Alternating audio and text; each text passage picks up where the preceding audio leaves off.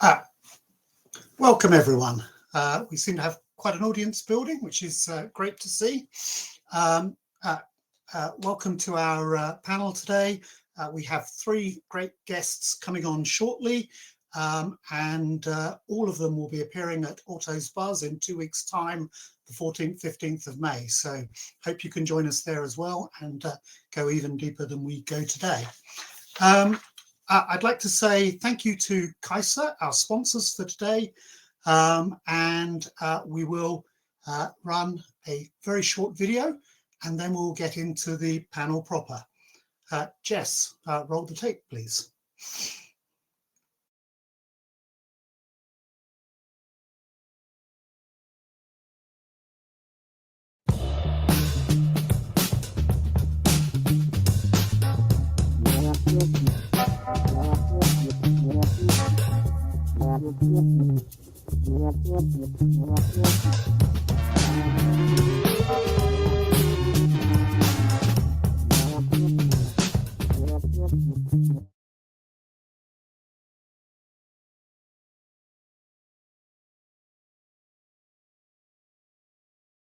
We're going to begin in just a minute. Today's session, our Auto's Buzz sneak peek, is looking at the subject of adapting to the shift. So how has consumer behavior changed in automotive marketplaces since before the pandemic? Has it changed forever? Has it changed fundamentally or not? What's the difference we can see now, and how should marketplaces be adapting to this change? So great, that's our three panelists on screen, Carolina, Monica, and Alberto. Welcome to you, and I'm going to ask you very quickly to give a brief introduction to yourselves. So maybe start with Monica, then Carolina, and then Alberto. And James, welcome to you too. Sure. So, hi, I'm Monica Zeestaten, Head of Strategy Implementation for Mobility at Automotive, based in Amsterdam. I've been in classifieds going on about 5 years now, first with eBay Classifieds Group, that then merged together with Automotive. And looking forward to talk about consumer behavior today. Hello everyone, I'm Carolina Edwards-Maida. I'm the Chief Product Officer at Auto Trader UK, based in Manchester. Hello, this is Alberto Sanz de Lama. I'm the Managing Director of the Automotive area of Swiss Marketplace Group, which basically is AutoScout Switzerland. And I've been in the classifieds marketplaces industry for about over 20 years almost, in places like eBay or AutoScout Germany, which is a separate group. And James, do you want to say hi as well? Hey, yes, so my name's James. I'm head of product at Kaiser, formerly Freespie. We're sponsoring the event and very interested to listen to what everyone has to say today, and looking forward to seeing people at Auto's Buzz in a couple of weeks. Brilliant. So let's kick off. So I'm going to start with Carolina. Has the pandemic changed consumer behavior forever? What's the Auto Trader experience, and how are you changing your products, both the ones you offer to consumers but also to dealers, to adjust to those changes? Well, there has definitely been a shift in consumer behavior when comparing pre-pandemic, during pandemic, and post-pandemic as well. So we have definitely seen some trends accelerating and then slowing down and reverting slightly, but overall moving forward. So I don't have to explain what happened during pandemic, that everything moved online. We all lived it, so we are all very much aware. But the change in buying behavior just happened overnight. So like both buyers and sellers had to adapt very quickly. Retailers need to adapt different way of selling cars, transition to using different tools that enable them to sell online. So it definitely helped with changing the industry's mindset of selling online and accelerated the adoption of digital tools.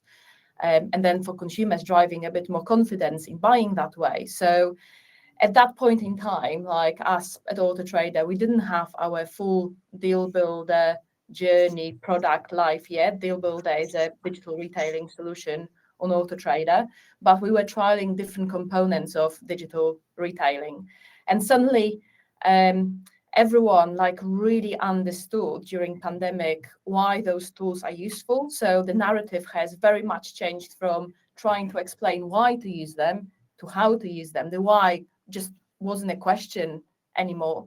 But then post-pandemic, things slowly started going back to normal and incorporating the forecourt experience again, but not all the way through. So buying a car is such a different purchase compared to any other goods. It's a high ticket item. So buyers just needs that physical validation. So we are seeing more of that. So in terms of where we are today, we are in the UK specifically, we are seeing huge demand for online retailing. So like Auto Trader as a platform, we like seeing like record consumer engagement in terms of people who visit our platform. But also we know that 7 out of 10 car buyers want to do at least part of their car buying journey online. So it's 70%, it's really high. However, at the same time, 9 out of 10 car buyers are still visiting a dealership and want to visit the dealership as part of their buying experience. And that is huge. So the market is certainly evolving to respond to this trend, because it's all about this hybrid experience. And what we are seeing is digital first retailers are definitely establishing physical offerings, and the other way around, forecourt first approach retailers are enabling customers to complete more of those tasks online. So it works both ways. Some interesting dynamic. And on our deal builder journey, like it's been designed with this omni-channel experience in mind. So we want to allow users to do as much or as little online depending on their needs. In deal builder, you can reserve the car, you can apply for finance application, you can complete your trading, but it's up to a user how far they want to go online and what they want to pick up at the forecourt. And can I just ask, in a lot of e-commerce, we've just seen the trend drop straight back to what it was before the pandemic. It's sounding like this is much more of a fundamental change for you. Is that about the consumer environment, or has that been about the big competitive environment between Cazoo and Cinch that has really kind of plastered the UK for a year and a half, or did plaster the UK for a year and a half, 2 years with huge advertising? I think it's been a little bit of everything. So it certainly has been the evolution in consumer behaviors, retailer behaviors, more broadly in terms of recognizing the need to do things differently. But also, I think the players like Cazoo or Cinch have certainly been playing an important part in raising consumer awareness of this way of buying, because they've been very prominent advertising in the UK, promoting benefits of buying online. So certainly play part in it as well. Brilliant. So Monica and Alberto, Monica, your Adevinta is big in the Netherlands, in Germany, in Spain, in cars. I hope I haven't missed any of them. Switzerland, SMG, Swiss Marketplace Group, is the largest major player in the country. Neither of you have seen quite the same competitive environment as the UK, but you've also clearly had the pandemic and so on. Is the read across to your countries the same? Maybe start with Monica on that. I'd say, there are small differences between the country in terms of the level of digitalization and digital willingness for consumers in general. But overall, yes. While arguably we didn't in our main EU5 markets have players like Cazoo and Cinch putting quite a pressure, we do have other players that also during the pandemic have similarly doubled down in really that digital retailing experience. And this was also the general shared view. So this really put the pressure on, or really lit the fire into building those capabilities. And overall, I think we're now seeing that more similarly across all markets, going back to more a status quo. However, we do see some stickiness in that acceleration, in enabling that omni-channel hybrid approach, however you want to call it, where we are enabling steps, whichever step a consumer wants to take online, that they can do this in order to really increase the overall transparency, trust, and most of all, the convenience that consumers want to have.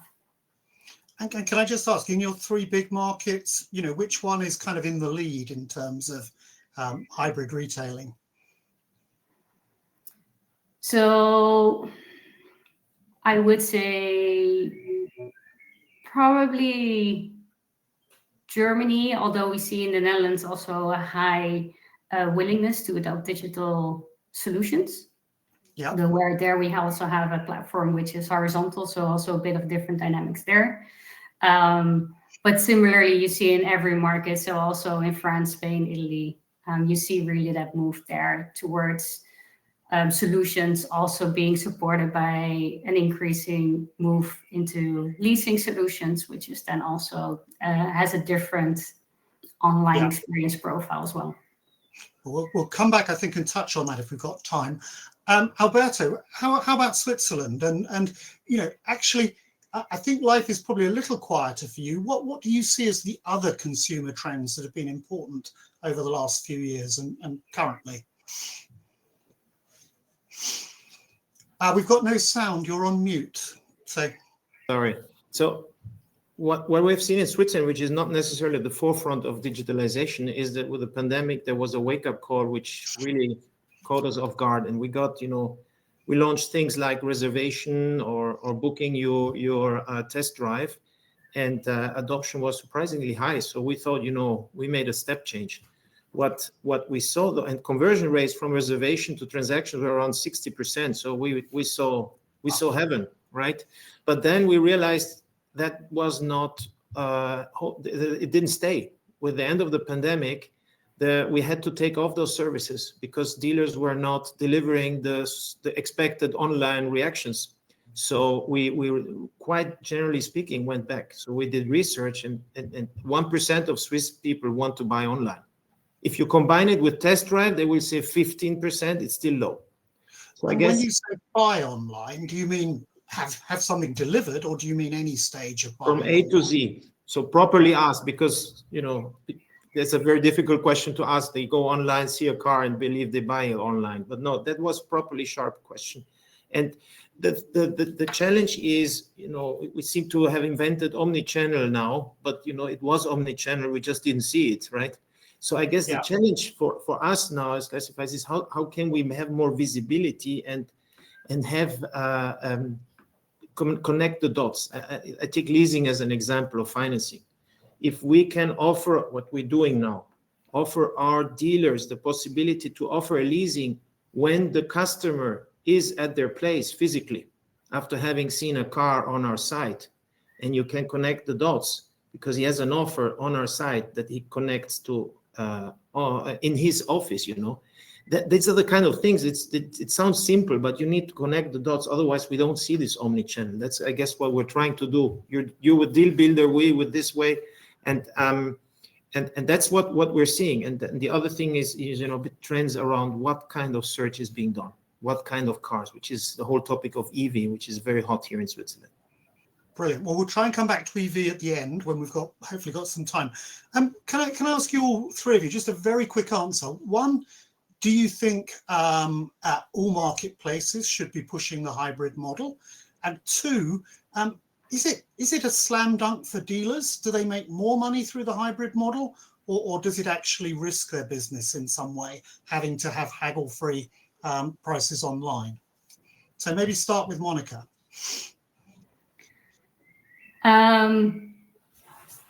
Well, so I'd say yes, it's definitely something that is going to be the expectation, as it's a natural progression from improving the overall consumer experience in finding the right fit, as well as being able to see what services they can and want to do online. For dealers, it's an opportunity, one, for them to not have to invest in developing their own digital capabilities, as well as to offer those services, improve the overall experience. And when it comes to services, you can think of financing as one of the obvious examples, which is a great solution for dealers to be able to offer directly on the marketplace, where consumers can calculate their specific rates. So you believe that pre-approval or full approval process? So you believe it's an efficiency enhancer and a profitability enhancer in all? Yes. Yep. Yeah. Carolina, are you of the same view, or are there pros and cons for the dealers?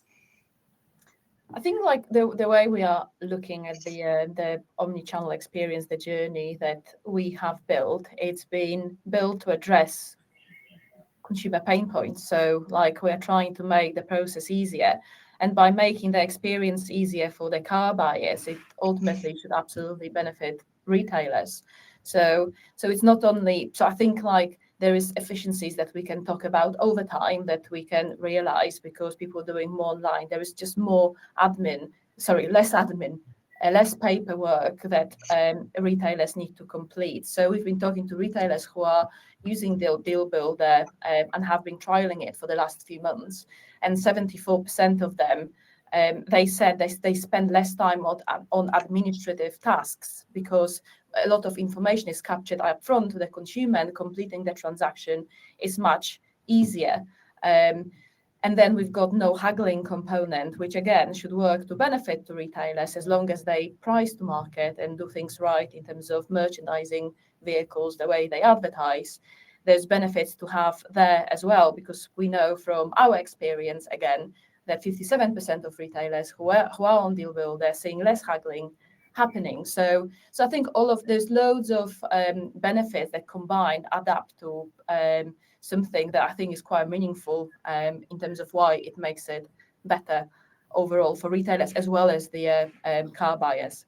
And is that, can I just ask, across your retailers, are most of them seeing this as a favourable development? Are any of them seeing it as an unfavourable development? I would say that the vast majority of retailers who we are talking to, we are having a very positive response. We are running Deal Builder as a trial, so everyone has an opportunity to trial it, experience it, and see whether it works for them. And and we are seeing great adoption of that as we are inviting more retailers to join the trial. Brilliant. Alberto. Yeah, I would give a bit of a nuance to when we say the dealers. There are the dealers that are not super sophisticated, so there is more of education explaining why it's more efficient. There are those that get it, and then there are the groups that are very influenced by the setup they're in.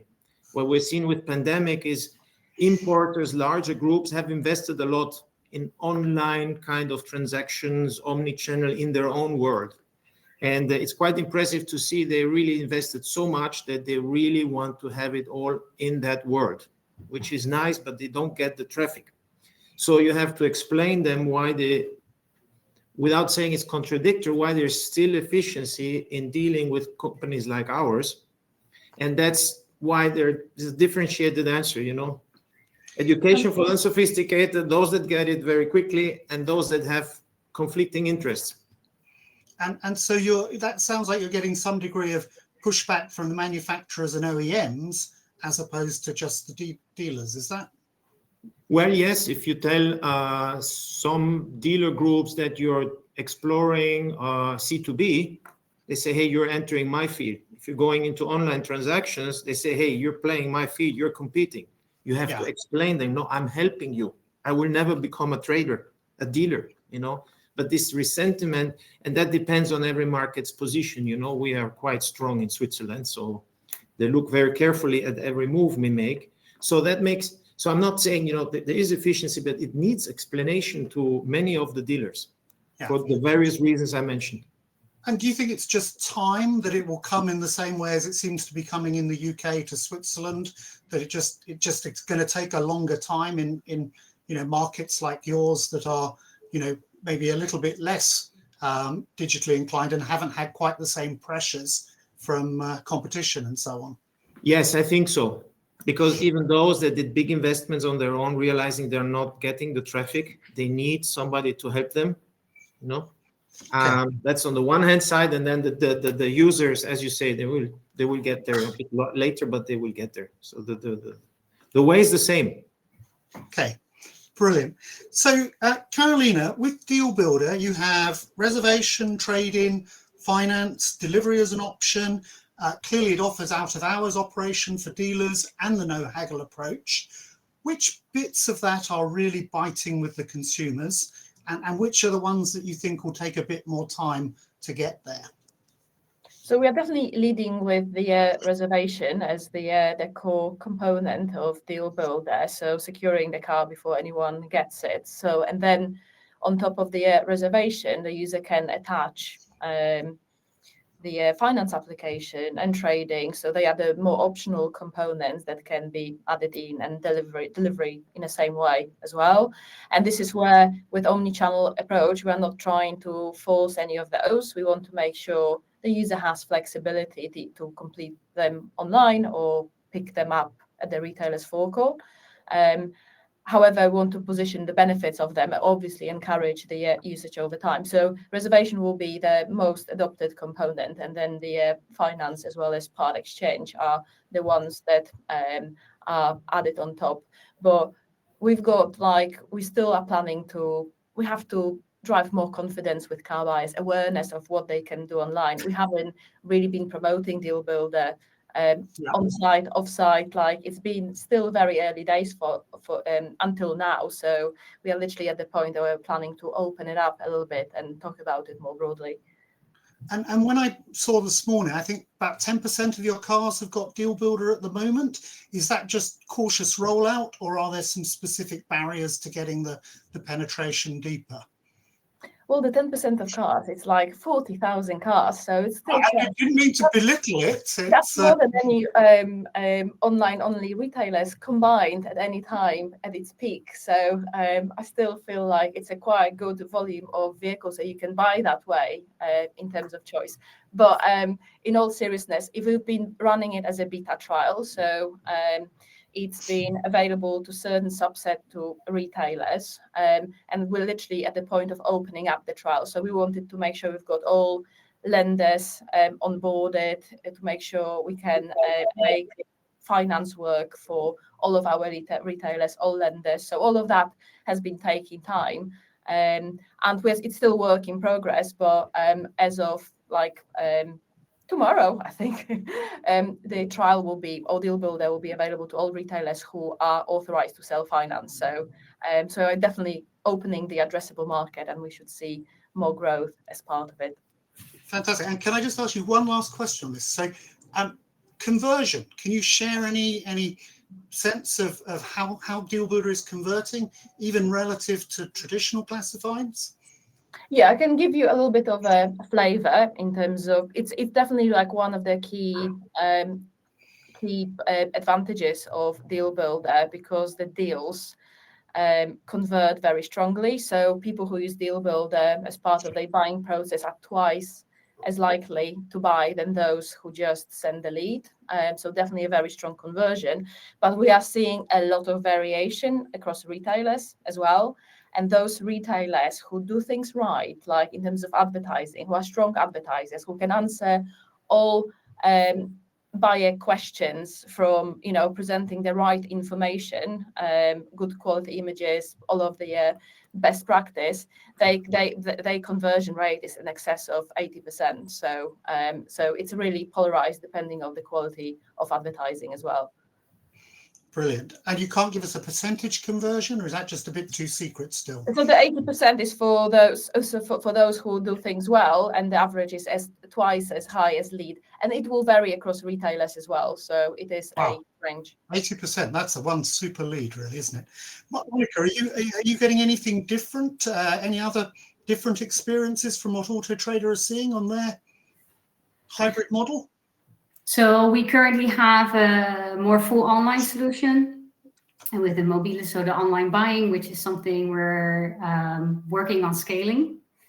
And so there we are working towards having more of a Deal Builder type solution in time. So, and similarly, we're also working on that in other markets, building the various components towards then having a full-on omni-channel solution.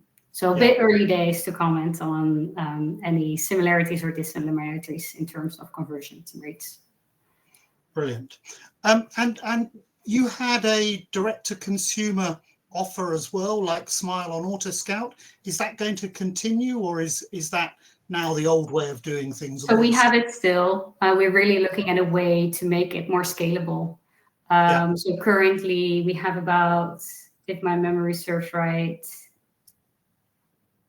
I want to say about and somewhere in the excess of 10K cars online on Mobile. And we're really looking for a way to be able to make it available to more dealers. Yeah. As a way for them also to be able to offer this. So this is currently what we're working on. Brilliant. I'm afraid we're out of time in our 20 minutes. We're not going to get to what I'd hoped to talk about, younger demographics, EVs. I'm hoping we'll get some questions in the question time, and if not, we'll come back to those questions. We're going to wrap for a couple of minutes. James from Kaiser is coming back. He's going to give a little bit of a short presentation. Then our three panelists are going to stay with us, and we will get straight into questions from the audience. So thank you three for a very illuminating session, and hopefully we'll get to more of it in a minute. I'm going to hand over to James. Hopefully he'll reappear as if by magic in a second. Hello. Hey. Brilliant. I'm just going to share. Everybody else leave. Hey, so thank you very much. I'm just going to give you a couple of insights just in advance of, say, your Autos Buzz in a couple of weeks' time. So you may notice we're called, you may notice we're Kaiser. A lot of you may know us as Freespeed. And we rebranded a couple of months ago as part of our move towards customer experience.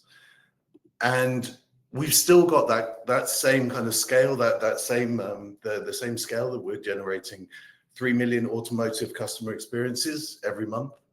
And we do that for over 100,000 dealers in Europe. And we do it for over 1 million consumers as well. And in order to really kind of serve your dealers better, one of the things that we believe is that you need to understand your consumers' behavior. And so that's what we're going to share a couple of insights with you now. So what we see, 55% of consumers have high intent engagement across multiple ads. And how do we drill down a little bit further into that? So you can see 38% of them, price is the key decision criteria for them.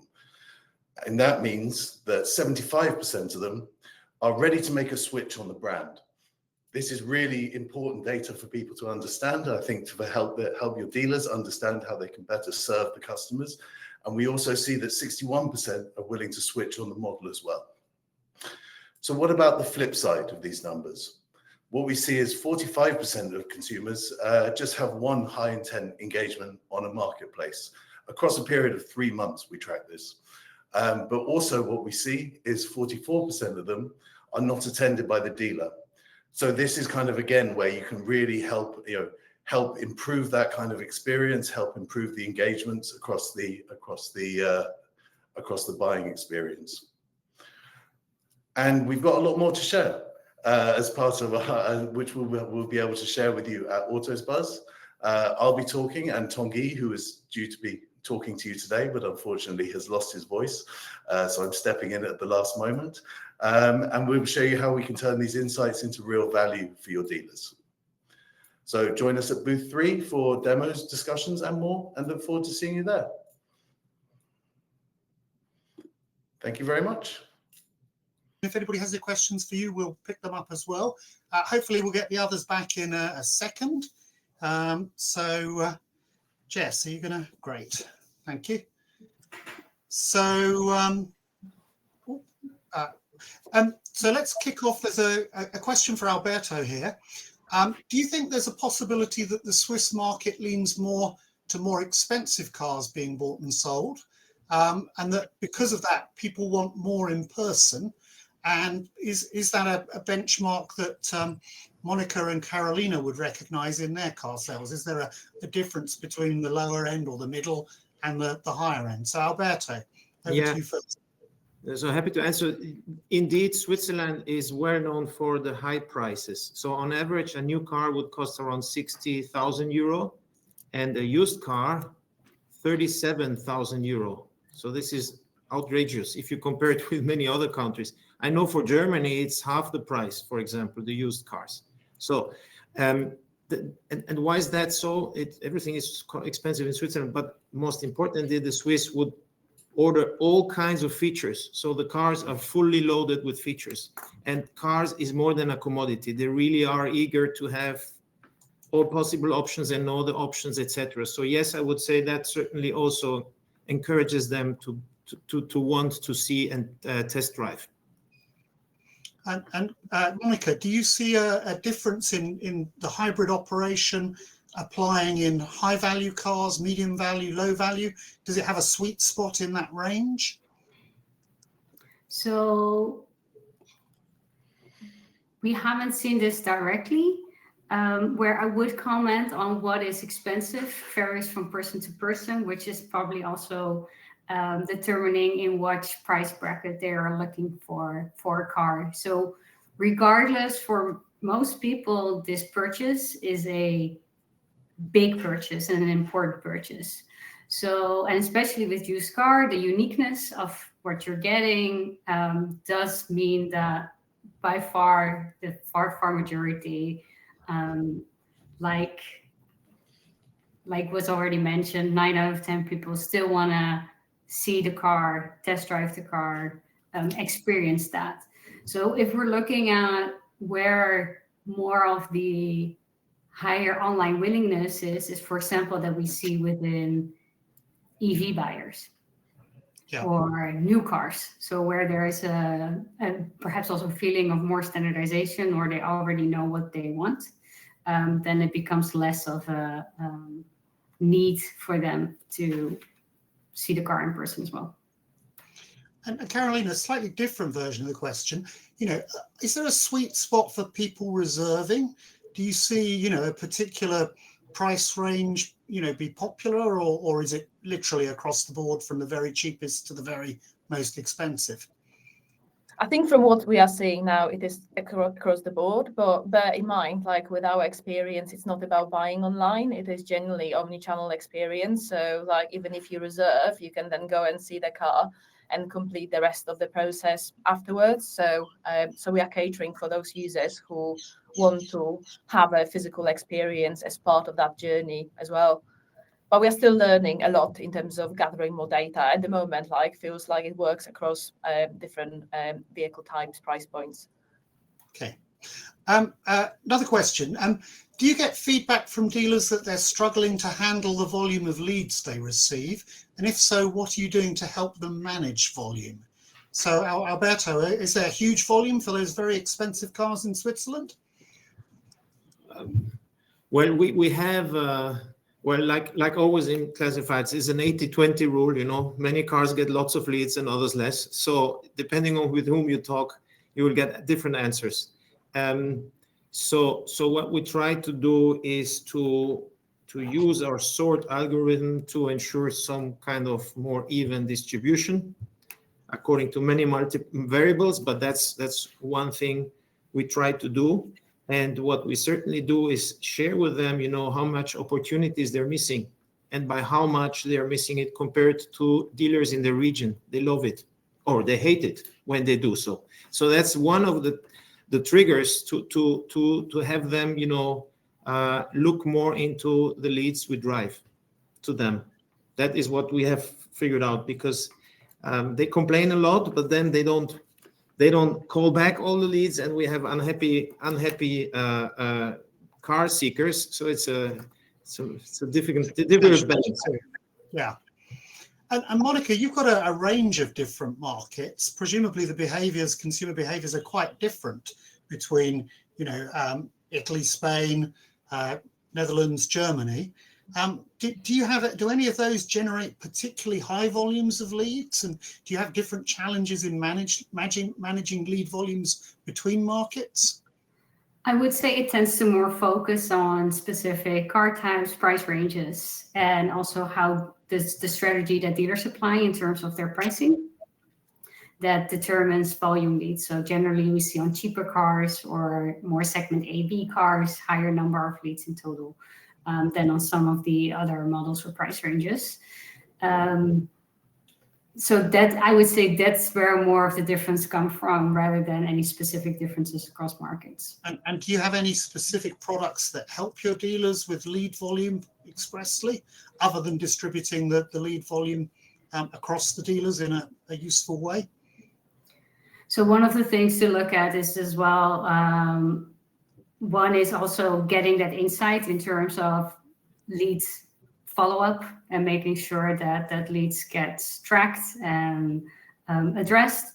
One of the things that we are working on and looking at is also to help dealers better assess the differences between the leads in terms of level of qualification. Brilliant.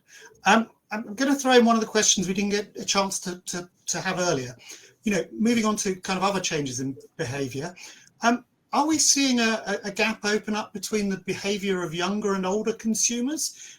Is generation Gen Z, which is, I think, about to overtake baby boomers in the overall population in scale of working age population? Do you see them? Are they going to drive at all? Are they more into car sharing and subscription? Do marketplaces need to address them in a different way?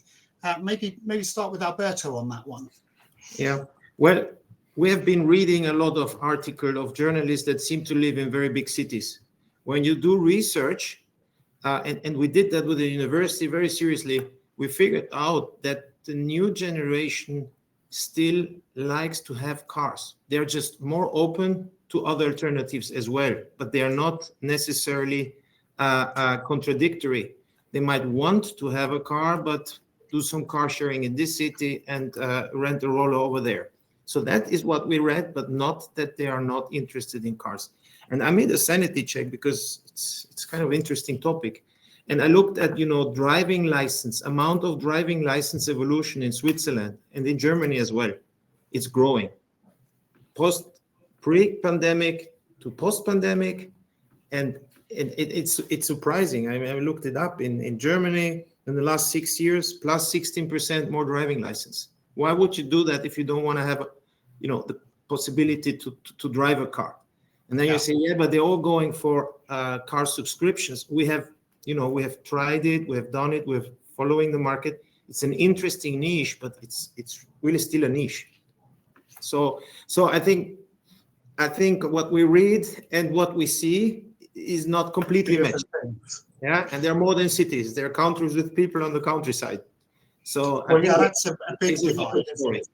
Yeah. So Carolina, do you do anything different to attract younger car buyers than your older car buying market? Is there a kind of differentiation in strategies opening up? Oh, we definitely keep an eye on different segments of consumers and making sure we are relevant to different types of car buyers. We see a very clear trend, actually, between people under 45 and over 45 specifically. People under 45 are seeing those digital journeys, different ways of buying, like increasingly important, whilst people over 45 generally prefer more traditional way of buying. And this is why this hybrid omni-channel experience is so important to cater for both segments. And if you think about it, the first segment will just continue growing and the other one will continue declining. So it just creates a interesting dynamic. But even those young buyers, all of them, it's still 90% of them want to see a retailer in person. So it's not like they are fully switched into digital and that's the only way of buying. They still have those behaviors that they need this validation at the forecourt as well. And Monica, can I ask you, one of the big things about Gen Z is video and use of video. Do you think video is coming more to marketplaces? Are you guys using it more in the way you market to younger consumers or all consumers even? I think in general it would apply to all consumers. It's an overall way to improve the experience in showing the car and giving the consumer as much information as you can about the car. So it's definitely part in improving the overall information supply that we offer to consumers. So I would not say that's specifically catered towards younger audiences, of course, something that you can look at more if it's on social media channels, then of course there is a difference when you look at specific targeting groups. It's more a marketing side thing than a product side thing. Yeah. James, we've got a question for you. If users are so willing to change brands, do you have an example of how marketplaces can best assist them in doing that? It says use AI ? That would certainly be an option within that. I think the way in which I'm looking at it and starting to think about it, certainly at the moment, is ways in which you can support dealers to make them aware that this person is someone who's willing to potentially kind of change brand. You know, if you're generating that lead, it's going out to the dealer. It's just kind of it's adding a richness to that lead, adding more information to them for the dealer to allow them to become aware that, you know, this person is someone who's willing to change brand, willing to change make or model, trying to identify what the main driver is for that specific user, and that kind of hopefully allows the dealer to potentially kind of, you know, understand much more effectively how they could handle that inbound lead. Okay, thank you. I've got a question here specifically for Monica. Why aren't trade-ins part of your model currently?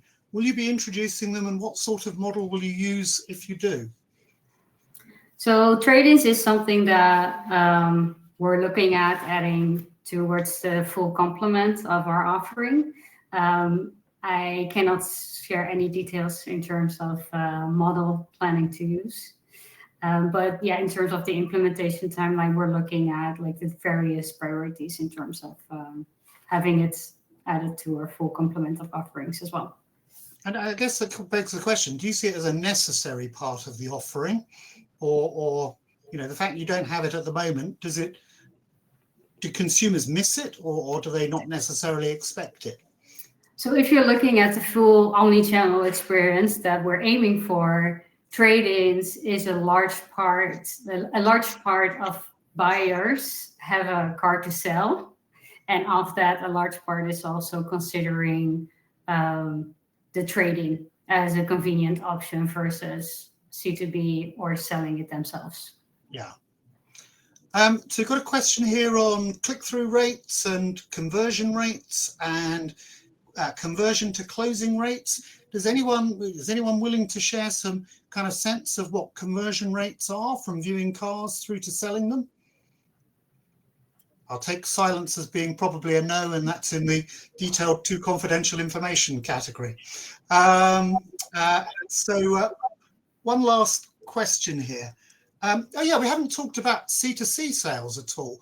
The question here is from somebody in France or Poland by the look of it, and saying that C2C accounts for 60% of transactions in those markets. They are very high, and the Mediterranean countries in general as well are high. First of all, for each of you, what's the C2C level in your country? Is it hugely relevant to your business? And secondly, do you see these convenience mechanisms coming to C2C as well as dealer sales?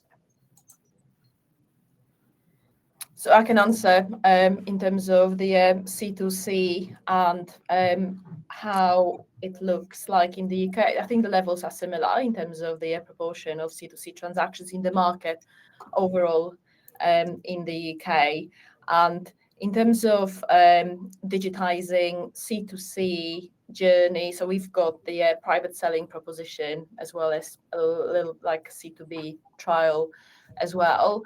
And yeah, over time, we would love to have digital retailing across all of the cars on Auto Trader, regardless who the seller is, what the vehicle is. So like our strategy over time will be to make sure we can digitize all of the transactions and apply the omni-channel experience a bit more. And Alberto, in Switzerland, is C2C big first? And so, yeah, C2C is 2/3 roughly, and 2/3 of all sales of all sales. And for us is it's a very relevant market because we are luckily able to monetize it, C2C. So we're doing over 100 Swiss francs or euros roughly per listed car, and it's they wouldn't be paying if they wouldn't get the value, because they have free options. So I'd say that is a big potential. It is already big, but it's still a huge potential for us, and I would say for any classifieds. And some markets have had a tough battle and are still for free, or roughly for free. It's very difficult to get up, but it's worth the fight, I can say, coming from Germany, moving to Switzerland. And in terms of the future of C2C, do you see it still as just a classic classified model, or do you see yourselves upgrading it to something more transactional? I mean, for example, might you bring finance and leasing more fundamentally to C2C? Well, for the used cars of private, the financing, insurance, I think that's still 2 steps ahead. I think the most natural one is one that has been mentioned, namely C2B, which at this time is the thing to crack from our point of view, because you bring 2 ecosystems together that typically classifieds that are good at B2C or C2B, that B2C or C2C are not very strong in B2B, and marrying these 2 words with C2B is really something worth exploring. But as you can see from looking at the various players, they're all tweaking their models. There is no obvious way of cracking that one. Yeah. I wish we had more time to go into C2B. I was out at NADA this year, and the 2 big things everybody you asked in the marketplaces was transaction and C2B. So it still feels kind of very, very key. Monica, C2C for you, anything special on the agenda there coming up? So France is actually our market with the highest share of C2C transactions. What's the level in France? What's the level of C2C in France? So I think there it was said about 60. It's more than 60%. If we're looking at Germany, Netherlands, Spain, it's lower. But we do look. So in France, we have also more focus than on C2C offerings. So there we do have warranty and secure payment offering as well. And also in our other markets, specifically on our horizontals, we also have partnerships with inspection services to offer that as well. I'm afraid we've reached time. We're going to have to wrap it there. Thank you all very, very much for a very informative session.